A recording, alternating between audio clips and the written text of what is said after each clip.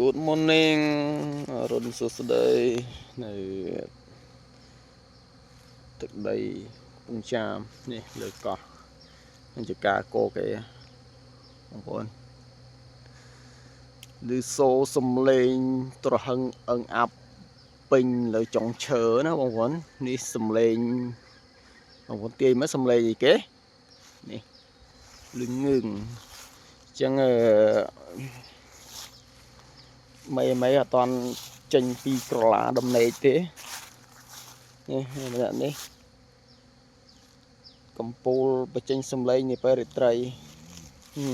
ដាក់ឃើញទៀតនេះមកយប់លន់ឲ្យងើកងក់ងាក់បាទមកសំឡេងទៀតនេះអត់តន់ចេញទេដល់បងប្អូនសំឡេងបុគ្គលិកគាត់ចេញបំពេញការងាររបស់គាត់ណាមកដឹងបុគ្គលិកអីនេះបុគ្គលិកអញ្ចឹងតថ្មនេះយើងក៏ហ៊ានផត់នៅចិត្តមុខគាត់ដែរបុគ្គលិកអស់នេះតែញ៉ៃញ៉ៃសម្បីតែមេក៏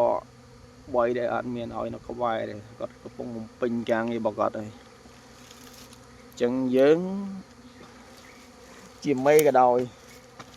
តែញ៉ៃញ៉ៃគាត់តិចអត់ដឹងទេអញ្ចឹងទោះរកកន្លែងកើបឲ្យរួចថតគាត់ខ្ញុំគាត់មើលសំឡេងដឹងងឿងហើយមកទៀតចាំខ្ញុំទៅលបទៅគៀនហ្នឹងមកពីសកម្មភាពបុគ្គលិកពងចេញធ្វើការនេះអូខេអូយថ្ងៃចិត្តរះហើយនេះអញ្ចឹងបងប្អូននេះនេះ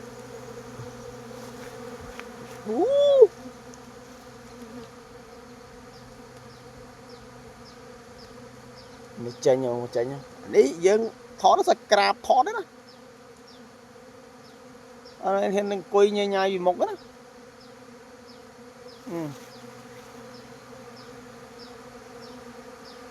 យើងមើលយកអត់ច្បាស់ទេមើលដូច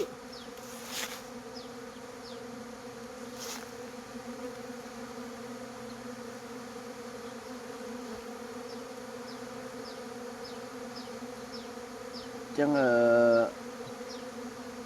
គាត់តាម៉ាហ្នឹងគាត់ចេញរកស៊ីហើយដល់ម៉ោងគាត់ចេញធ្វើការមើលឃើញហើឡើងលើឡើងងឹតឈឹងហ្មងណា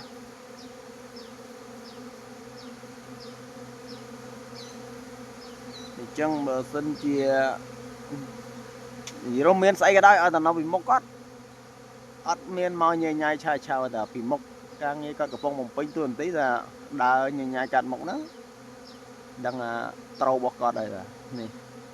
អញ្ចឹងកុំចេះតែហ៊ានវាអត់មានថាយកយល់មិនយកយល់ថាមេទេអោយតាប្រហើនគាត់ធ្វើឲ្យមើលរត់ពេញព្រៃនេះយល់បងអូមកទៅមកជួនោះនេះចឹងម៉ោងគេចេញរស់ស៊ីយើងកុំញ៉ៃញ៉ៃកន្លែងគេ